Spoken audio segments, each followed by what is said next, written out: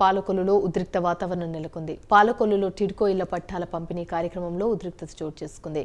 ప్రభుత్వ విప్ ముద్దునూరి ప్రసాద్ రాజు పట్టాల పంపిణీ చేయడానికి సిద్ధపడ్డాడు. ఇంతలో తాను స్థానిక ఎమ్మెల్యేని, సభాధ్యక్షుడిని తన ప్రసంగం తర్వాత పట్టాలు పంపిణీ చేయాలని ఎమ్మెల్యే నిమ్మల రామనాయుడు డిమాండ్ చేశారు. దీంతో ప్రసాద్ రాజు తనకు వేరే పనులున్నాయని వెళ్లిపోతానని ఒక లబ్ధిదారునికి పట్టా అందించి వెళ్లిపోయారని, దీంతో సభావేదిక ముందు నీళ్లపై కూర్చొని నిమ్మల నిరసన వ్యక్తం చేశారు.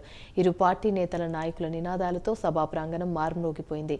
ఈ ప్రభుత్వం లబ్ధిదారులందరినీ మోసం చేసిందని, బ్యాంకులకు తాకట్టు పెట్టిందని నిమ్మల ఆరోపించారు.